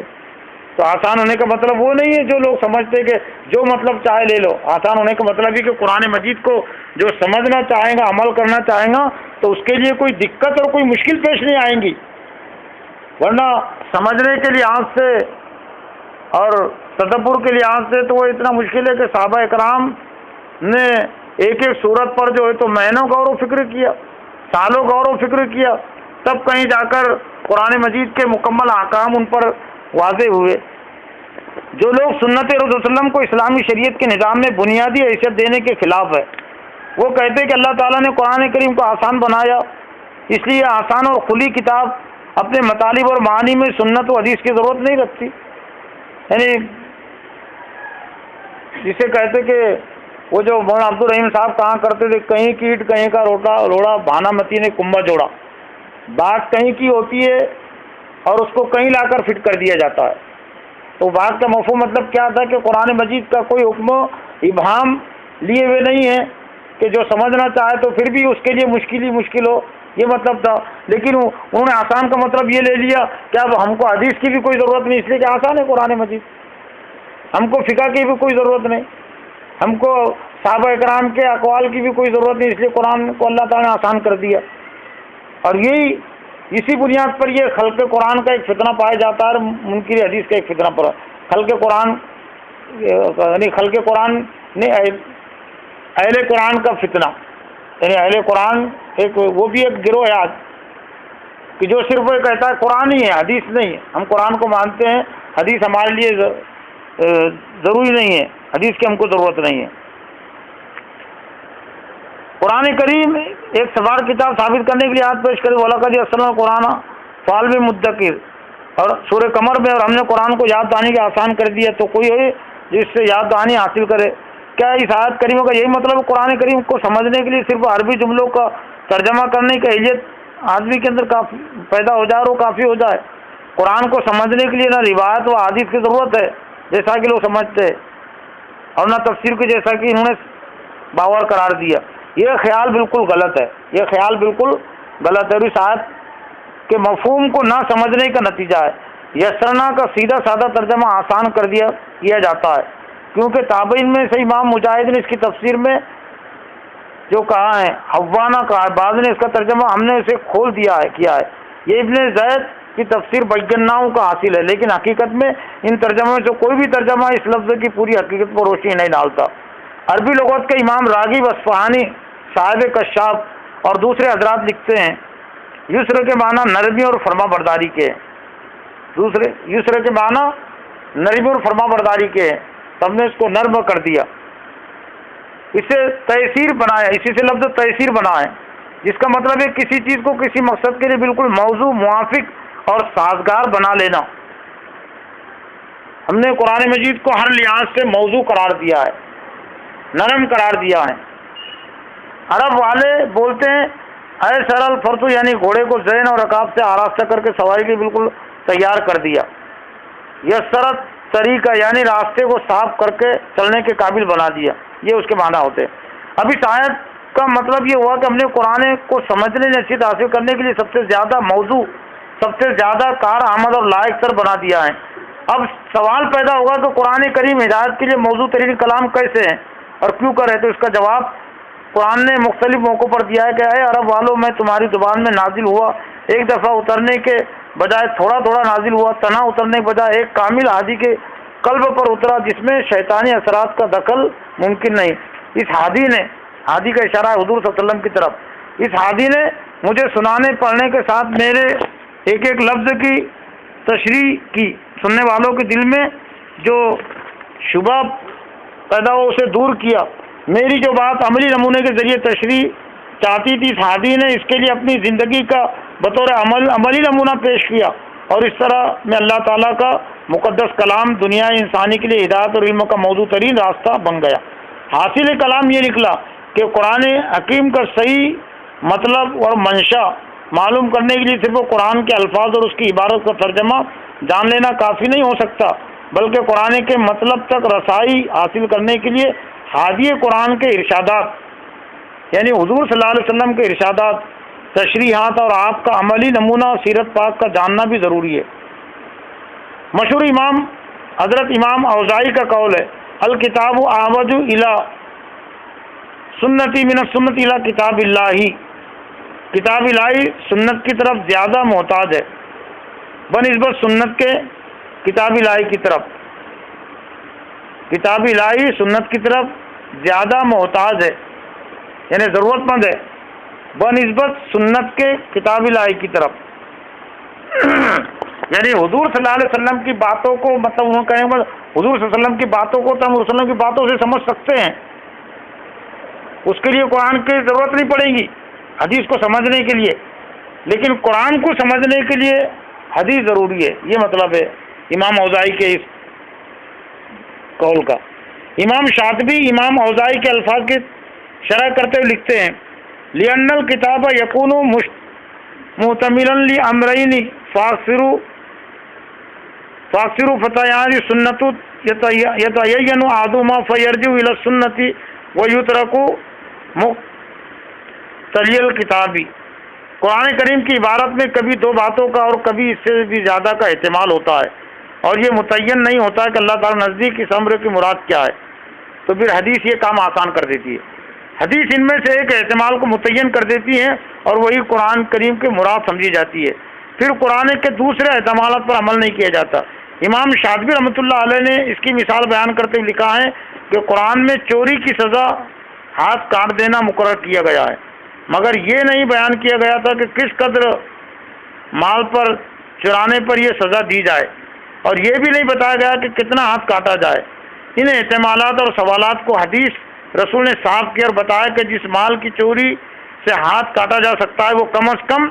10 درہم کی مقدار ہونی چاہیے۔ 10 درہم کا مطلب یہ ہوا کہ 1 درہم پاؤ تولے چاندی کا ہوتا ہے۔ یہ جو زکوٰۃ کا جو نصاب ہے نا 52.5 تولہ چاندی جو ہم کہتے رہتے پڑھتے رہتے ہیں، تو دراصل وہ 200 درہم ہے۔ 200 درہموں کو 52.5 تولہ چاندی سے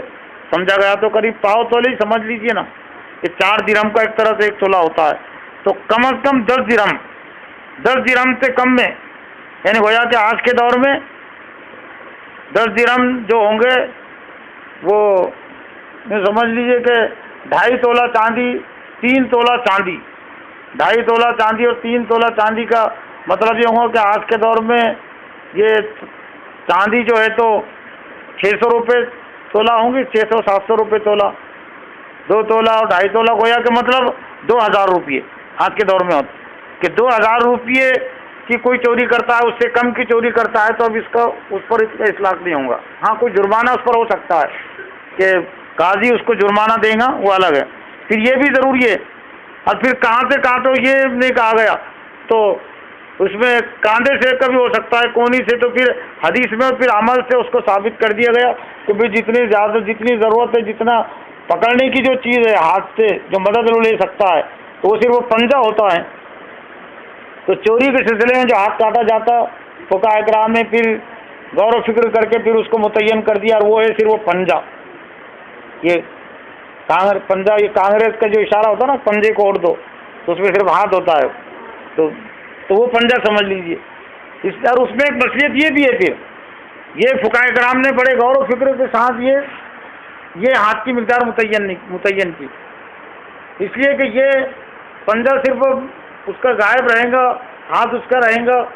تو سب دیکھنے والے حالانکہ قدرتی لحاظ سے بھی ہو سکتا ہے اس کا کٹ گیا ہو، لیکن ہر ایک اس سے بچنے کی کوشش کرے گا، اور اس کے لیے کہ عبرت کی وہ چیز رہیں گی کہ یہ وہ شخص ہیں کہ اس نے چوری کیا تھا اور اب اس کا پنجہ نہیں ہے، پنجے سے محروم ہو گیا، ہاتھ سے محروم ہو گیا، تو دوسرے لوگوں پر بھی اس کا اثر پڑے گا۔ لیکن اگر کوئی نہیں تھے تو اتنا دوسروں پر اتنا اثر نہیں پڑ سکتا تھا۔ تو مال محفوظ چاہ کے چوری کے لفظ پر شادی کھا سکے، اس کے بعد ہاتھ کاٹا جائے تو پہنچے تک کاٹا جائے، پہنچا اس کو کہتے جیسے پہنچے تک ہاتھ دھونا جو ہم کہتے پنجے، اس سے مراد ہے۔ تو یہ تو میں نے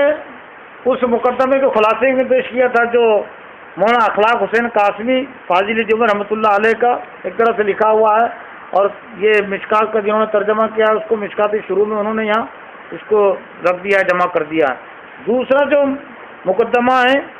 وہ ہے مولانا اندر شاہ صاحب رحمۃ اللہ علیہ کا، یہ بڑے عالم دین گزرے ہیں، مولانا اندر شاہ کشمیری رحمۃ اللہ علیہ، دو بڑی علمی شخصیتیں حلقہ دیوبند سے تعلق رکھتی تھی جو اب مرحوم ہے، ایک مولانا انور شاہ کشمیری رحمۃ اللہ علیہ اور دوسرے مولانا اندر شاہ کشمیری رحمۃ اللہ علیہ۔ مولانا انور شاہ کشمیری رحمۃ اللہ علیہ کے متعلق تو یہ آتا ہے کہ وہ چلتا پھرتا کتب خانہ تھے، چلتا پھرتا کتب خانہ، جس طرح سے کتب خانے میں بہت ساری کتابیں جمع ہوتی ہے، محفوظ ہوتی ہیں، تو ان کے سینے میں بہت ساری کتابیں محفوظ تھی، تو یہ مولانا اندر شاہ کشمیری کا ہے۔ لیکن چونکہ اب میرا اپنا احساس یہ ہے کہ ایک گھنٹے سے اوپر ہو گیا، تو یہ پورا مقدمہ نہیں پڑھتے ہوئے اس میں جو ضروری جو باتیں ہیں میں چاہتا ہوں کہ وہ پیش کر دی جائے تو وہ کافی ہوں گی، اس لیے کہ شروع میں انہوں نے جو قرآن کے آیت کے ذریعے سے نبی صلی اللہ علیہ وسلم کی احادیث کی اہمیت جو واضح کی، تو وہ اس سے پہلے کے مقدمے میں وہ چیز آ چکی۔ پھر انہوں نے احادیث کی جو اقسام کی، تو بس میں چاہتا کہ یہ مقدمے سے وہ احادیث کی اقسام سننے پر ہم اکتفا کر لے، اور اس میں جو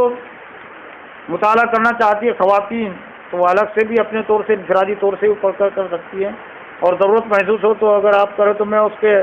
یہ مقدمات کی زیراکس سے کر کے، حالانکہ وہ مشکات میں ہیں لیکن زیراکس سے میں کروا کر میں دے دوں گا، اس کا نظم کر دوں گا۔ اقسام احادیث کا عنوان انہوں نے قائم کیا ہے لکھنے کے بعد، تو اقسام احادیث کا حصہ میں آپ کو پڑھ کر سنا رہا ہوں۔ حدیث، حضور صلی اللہ علیہ وسلم کے اقوال و افعال اور آپ کی تقریرات کو حدیث کہتے ہیں۔ تقریرات کو نبی صلی اللہ علیہ وسلم کی موجودگی میں کسی صحابی نے کسی فعل کو انجام دیا یا زبان سے کسی چیز کا اقرار کیا اور آپ نے اس پر نقل نہ فرمائی بلکہ سکوت اختیار کیا، اسے تقریر کہتے ہیں۔ جیسے اس سے پہلے تذکرہ آیا تھا، یعنی اس کو باقی رکھنا، تقریر کہتے ہیں اس کو۔ صحابہ کرام کے اقوال و افعال اور تقریرات نے اسی طرح تابعین کے اقوال و افعال اور تقریرات کو بھی محدثین نے تقریر ہی میں داخل فرمایا ہے۔ لیکن میں نے وہی کہا کہ ہم اردو زبان میں جو تقریر استعمال کرتے ہیں وہ اس معنی میں تقریر نہیں ہے، یہ قرار سے تقریر اس کو، باقی تو یہ بھی حدیث کی ایک قسم ہے، یہ بھی خبر۔ دوسرا عنوان جو ان کا ہے خبر کا، جمہور محدثین کی رائے ہے کہ خبر وہ حدیث میں ترادف ہے، خبر اور حدیث میں ترادف ہے، مطلب ایک ہے، مترادف ہم جسے کہتے ہیں نا، مترادف لفظ، جیسا مسلم اور مومن کو عام طور سے مترادف ہی کہتے، کفر اور شرک کو مترادف کہتے کہ ایک ہی لفظ، ایک ہے لفظ لیکن ایک معنی مطلب اس کا ایک ہے لیکن دو لفظ اس کے لیے مترادف، ملتے جلتے الفاظ۔ بعضوں نے حدیث و خبر میں فرق کرتے ہوئے کہا ہے کہ نبی صلی اللہ علیہ وسلم کے علاوہ دوسرے حضرات کے لیے خبر کا استعمال ہوگا، اور نبی صلی اللہ علیہ وسلم کے ارشادات کے لیے حدیث و خبر دونوں کا۔ پھر انہوں نے جو خبر کی جو اقسام ہیں، خبر کی جو اقسام انہوں نے قائم کی ہے،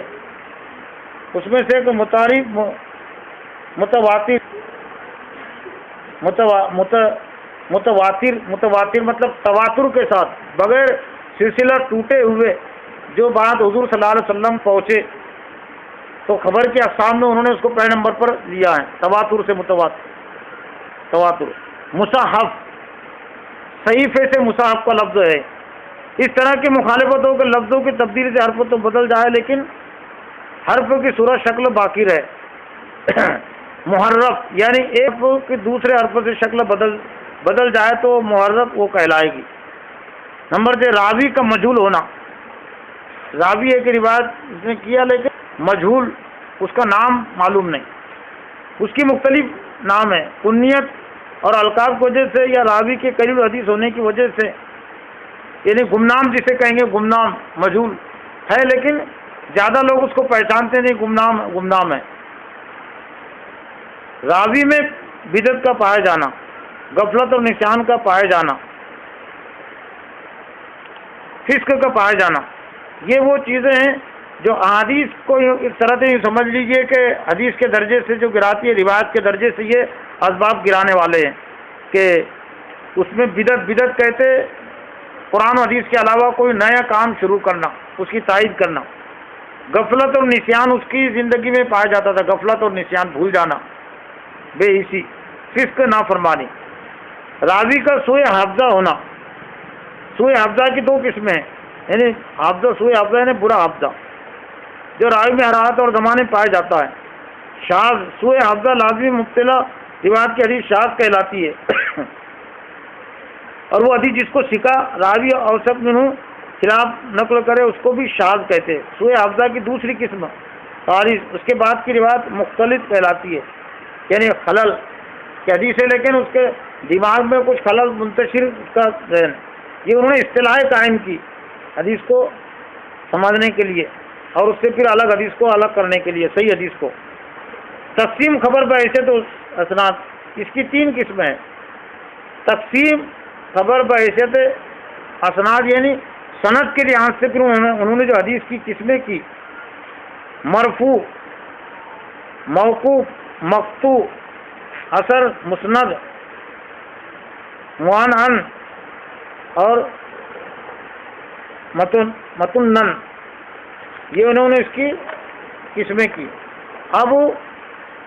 مرفوع کسے کہتے ہیں؟ مرفوع وہ حدیث جس کی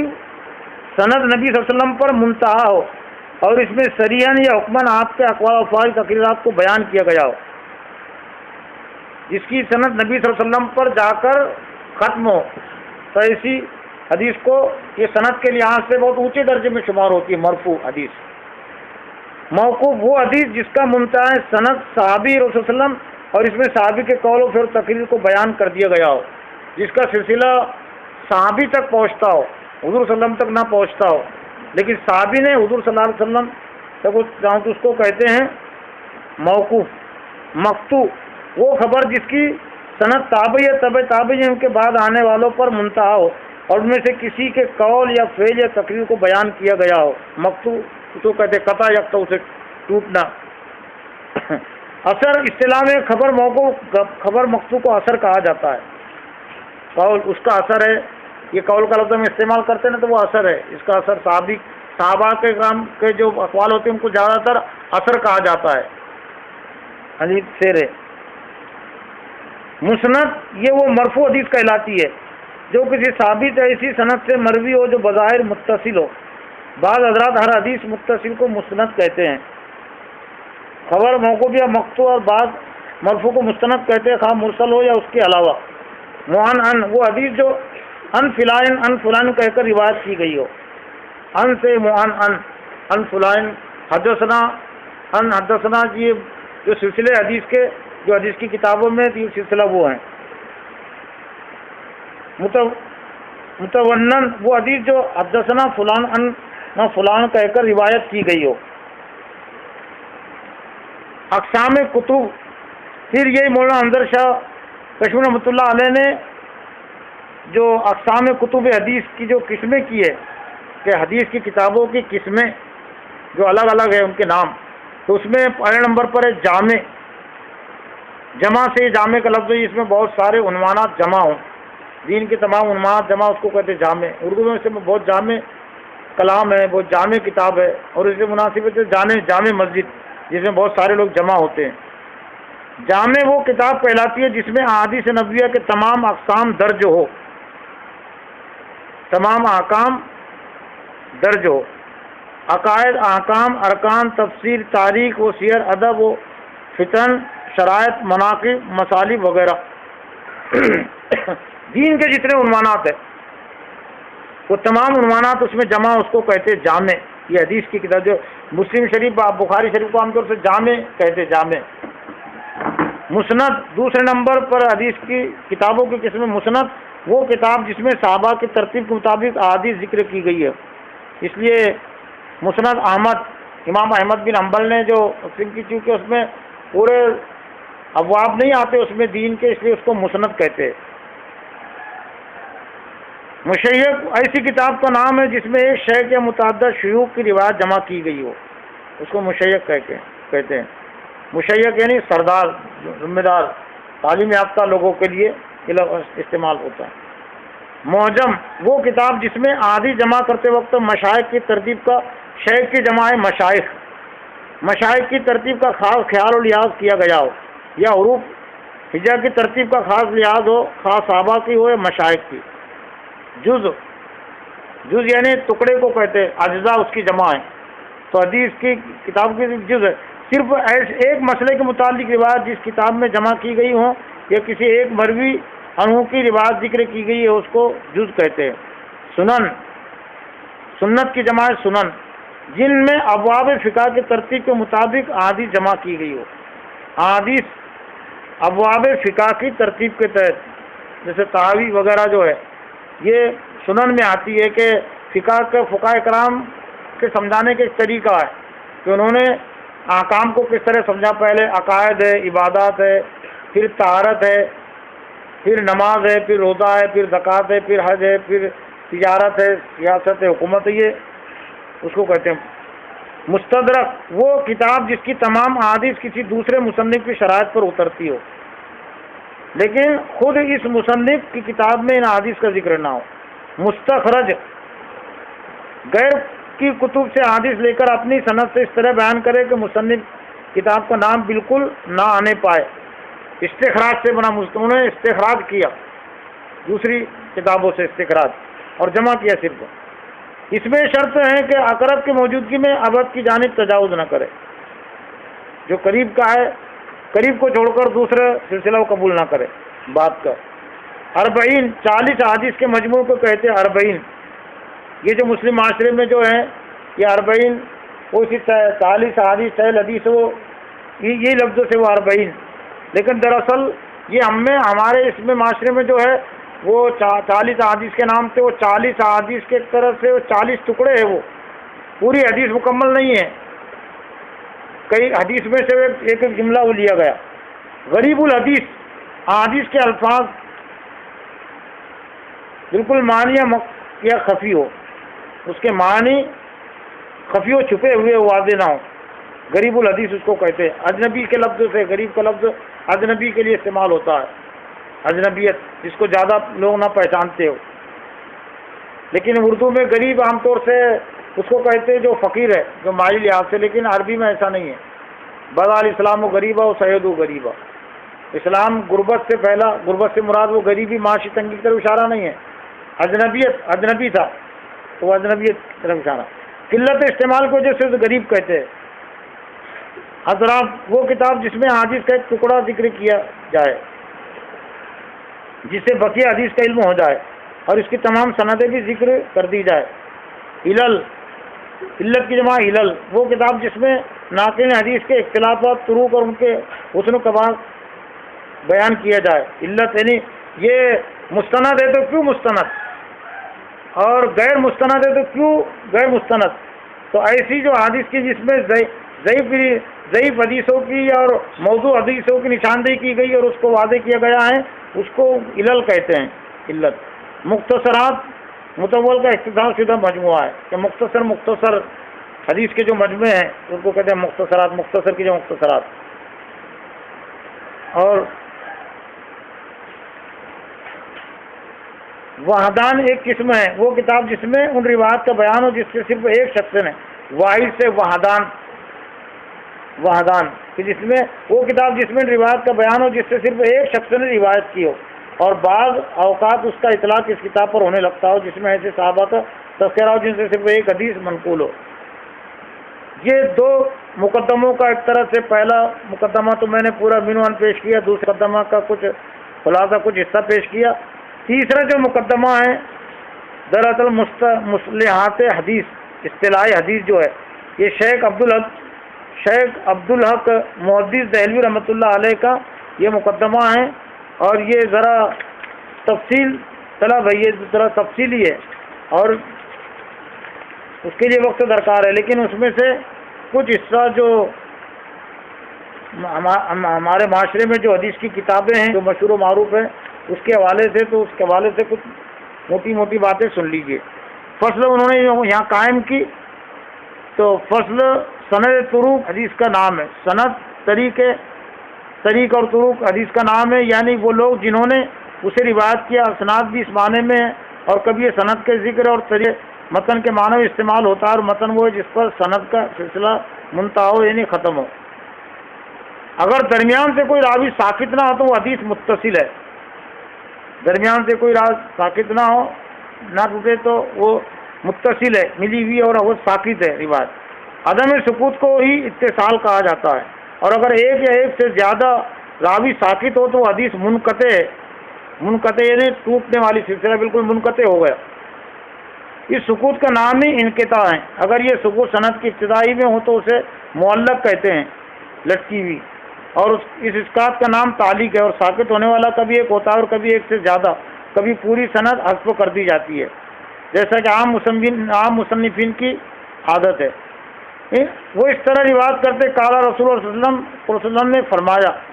تراجم میں صحیح بخاری میں بکثرت تعلیقات ہے، لیکن یہ سب تعلیقات اتصال کے حکم میں ہیں، اس لیے کہ امام بخاری نے اپنی اس کتاب میں صحیح حدیث لانے کا التزام کیا ہے۔ انہوں نے صحیح حدیث کے متعلق تسلیم کیا کہ بخاری میں سب صحیح حدیثیں ہیں، لیکن ان تعلیقات کے سوا جن کی سند اپنی کتاب میں دوسری جگہ بیان کر دی گئی، یہ تعلیقات ان کے مسانید کے درجے کی نہیں ہے، سند کے درجے کی نہیں ہے۔ اور بعض لوگوں نے اس میں فرق کیا ہے کہ جس کو امام بخاری نے جزم اور یقین کے سیگے کے ساتھ بیان کیا ہے، اور وہ دلالت کرتا ہے اس بات پر کہ اس کی سند امام بخاری ثابت ہے، تو وہ قطعاً صحیح ہے۔ جیسے امام صاحب کا یہ کہنا قال فلان اور ذکر فلان کہا یا فلاں نے ذکر کیا، اور اگر سیر تمریز و مجہول کے ساتھ بیان جیسے قیلا یا یقالو کہا گیا اور کہا جاتا ہے، تو اس کی صحت میں ان کے نزدیک کلام ہے، لیکن جب وہ اپنی کتاب میں لاتے ہیں کہ فلاں نے یہ کہا، فلاں نے میں نے سنا فلاں نے کہا، تو وہ بات ان کی مستند ہوتی ہے، اس کی اصل ان کے نزدیک ثابت ہے، اس لیے کہ محدث کا قول ہے کہ بخاری کی تعلیقات متصل اور صحیح ہے، اس لیے پہلے نمبر پر اس کو رکھا گیا، اور قرآن مجید کے بعد اصح الکتبی کا درجہ اس کو دیا گیا۔ قرآن مجید کی سب سے صحیح ترین کتاب بخاری کی ہے۔ پھر اس کے بعد ایک فصل انہوں نے قائم کی، اس بحث سے ایک اور بحث حدیثوں کی روایت بالمعنی کی پیدا ہوتی ہے، اس میں کافی اختلاف ہے۔ اکثر اس بات کے قائل ہے کہ اگر ایسا اس شخص کے لیے جائز ہے جو عربی زبان کا عالم، اسلوب کلام سے ماہر، ترکیب و خوش اور خطاب کے عنوانات سے واقف ہو تاکہ زیادتی اور کمی کے ذریعے غلطی نہ کر سکے۔ بعض کہتے ہیں کہ مفرد الفاظ میں جائز ہے، مرکبات میں نہیں۔ بعض کے نزدیک اس کے لیے جائز ہے جس کو حدیث کے الفاظ زبانی یاد ہو تاکہ اس میں تصرف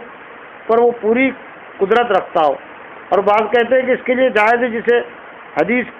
حدیث کے معنی تو یاد ہو لیکن ان الفاظ کو بھول گیا ہو، کیوں کر ایسا کرنا تو اس لیے احکام کی بنا پر مجبوری ہے۔ یہ جو انہوں نے فصل قائم کیا ہے، اگر اسناد یا تین راویوں کا اختلاف تقدیم و تاخیر یا کمی بیشی کے ذریعے ہو، یا ایک راوی کی جگہ دوسرا راوی یا ایک متن کی جگہ دوسرا متن یا اسماء سند یا اجزائے تین میں تصحیف ہو یا اختصار یا حذف کر دیا گیا ہو، تو یہ انہوں نے اس کے لیے شرائط مرتب کی ہے۔ شاذ ایک فضل قائم ہوئی، شاذ منکر اور معلل بھی حدیث کی قسمیں ہیں۔ شاذ لغت میں اس شخص کو کہتے ہیں جو جماعت سے الگ ہو گیا ہو اور اس سے نکل گیا ہو، اور اس طرح محدثین میں اس حدیث کو کہتے ہیں جو سکہ راویوں کی روایت کے خلاف ہو، اس کو شاذ کہتے ہیں۔ یہ دلیل نہیں بنتی، اور منکر حدیث بھی وہ دلیل نہیں بنتی احکام کے سلسلے میں۔ اگر اس کے راوی سکہ نہیں تو وہ مردود ہے، اور اگر سکہ ہو تو اس کے حفظ اور ضبط کی کثرت، تعداد اور دیگر وجوہ ترجیحات کے مطابق ترجیح دی جائیں گی۔ راوی کا نام محفوظ اور مرجو کرام شاذ ہے۔ منکر وہ حدیث ہے جسے کوئی ضعیف راوی روایت کرے اور اپنے سے بھی ضعیف تر راوی کی روایت کے خلاف ہو۔ منکر کا مقابل معروف ہے، معروف کے مقابلے میں یہ منکر اور معروف دونوں روایتوں کے راوی ضعیف ہوتے ہیں، لیکن یہ ایک دوسرے سے زیادہ ضعیف ہوتے ہیں، اور شاذ اور محفوظ میں راوی کبھی ہوتے ہیں لیکن ایک دوسرے سے زیادہ کبھی ہوتا ہے۔ شاذ اور منکر مرجو اور محفوظ معروف کے راجے ہوتے ہیں۔ بعض موجود نے شاذ اور منکر میں کسی دوسرے راوی کے مخالفت کی قید نہیں لگائی چاہے وہ ضعیف ہو یا کبھی، اور انہوں نے کہا کہ شاذ وہ حدیث کہلاتی ہے جو ثقہ کہتے ہیں اس کو، وثوق سے جس پر یقین ہو، جس روایت پر یقین کیا جائے اس کو ثقہ کہتے ہیں۔ روایت کرتے مفرد ہو اور اس کی موافقت اور حمایت میں کوئی اصل بھی نہ ہو۔ پھر ایک فصل قائم کی حدیث کی اصل قسمیں 3 ہیں۔ انہوں نے درجے کے لحاظ سے حدیث کی 3 قسمیں قائم کی: صحیح، حسن اور ضعیف۔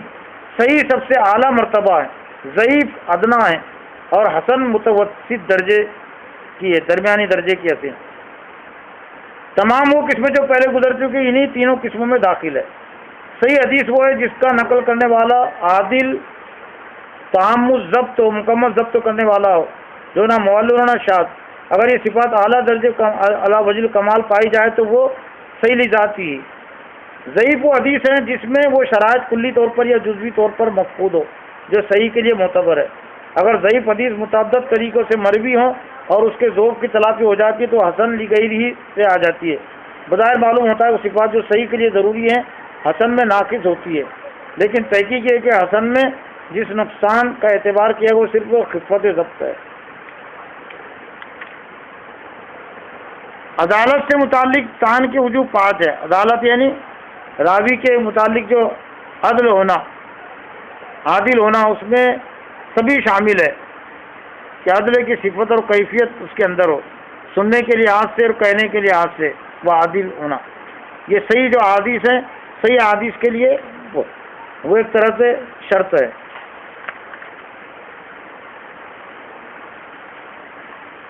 یہ پھر ایک ہے سیاہ ستہ کے حوالے سے کام۔ وہ 6 کتابیں مشہور ہے اور لسان پڑھی جاتی ہیں، ان کو سیاہ ستہ کہتے ہیں۔ صحیح کی جمع ہے سیاہ، صحیح کی جمع سیاہ، اور ستہ کہتے ہیں 6 کو، اور وہ ہے صحیح بخاری، صحیح مسلم، جامع ترمذی، سنن ابی داؤد، نسائی شریف، سنن ابن ماجہ،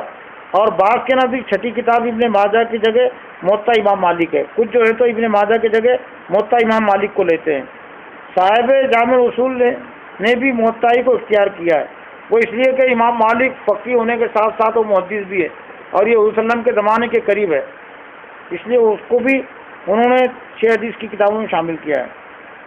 موطا اختیار، اور بخاری مسلم کے علاوہ دیگر 4 کتابوں میں صحیح، حسن اور ضعیف ہر قسم کی حدیثیں ہیں، لیکن ان سب کا نام تغلیب کے طور پر ہے۔ بہرحال یہ ہے کہ یہ جو 6 کتابیں ہیں اس میں 3 قسموں کی روایت تو ہے، لیکن اس میں یوں کہہ سکتے ہیں کہ موضوع حدیث نہیں ہے۔ موضوع حدیث کے لیے دوسری کتابوں میں تو موضوع حدیثیں پائی جاتی ہے، یہ سیاہ ستہ کے علاوہ۔ یہ مذکورہ کتب ہیں جو سب سے زیادہ مشہور ہے، تاہم ان کے علاوہ بھی کئی کتابیں شہرت کے حامل ہیں۔ امام سیوطی نے اپنی کتاب جمع الجوامع میں بہت سی کتابوں سے حدیثیں لی جن کی تعداد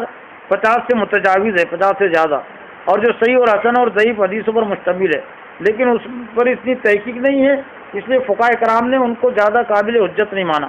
اور امام سیوطی نے یہ بھی کہا کہ میں اس کتاب میں ایسی کوئی حدیث نہیں لایا جو وضع کے ساتھ موہوم ہو، یعنی جو موضوع گھڑی ہوئی ہو اور جس کے رد اور ترک پر محدث کا اتفاق ہو۔ اور صاحب المشکات نے، مشکات شریف کے لکھنے والے نے اپنی کتاب کے دیوان کئی ائمہ متعنین کا ذکر کیا ہے جن کے اسماء گرامی یہ ہیں: بخاری شریف، بخاری، مسلم، امام مالک، امام شافعی، امام احمد، امام ترمذی، امام ابو داؤد، نسائی، ابن ماجہ، دارمی، دارقطنی، بیہقی، رزین رحمہ اللہ۔ ان کے علاوہ دوسرے ائمہ کا ذکر اجمالاً کیا ہے۔ ہم نے ان سب ائمہ کے حالات الگ الگ کتاب میں بیان کی، ان کی کتابیں الگ الگ۔ اب یہ ائمہ اور محدثین کی جو سیرتیں ہیں وہ ایک عنوان اور موضوع ہے، تو جو ان سے استفادہ کرنا چاہتی ہے وہ دوسرے کتب جو ان کی حیات سے متعلق ہے وہ ان کو پڑھے، ان کو سمجھے۔ اللہ سے دعا ہے کہ اللہ تعالیٰ مجھے بھی اور آپ کو بھی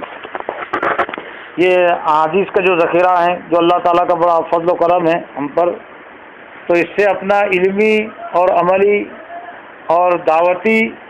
تعلق اور رشتہ جوڑنے کی توفیق عطا فرمائے۔ ربنا تقبل منا انک انت السمیع العلیم وتب علینا انک انت التواب الرحیم برحمتک یا رب۔ اس کو میں نے آڈیو میں بھی لیا ہوں، کچھ بعد میں اگر کچھ ضرورت محسوس ہے تو وہ بھیج دیا جائے گا۔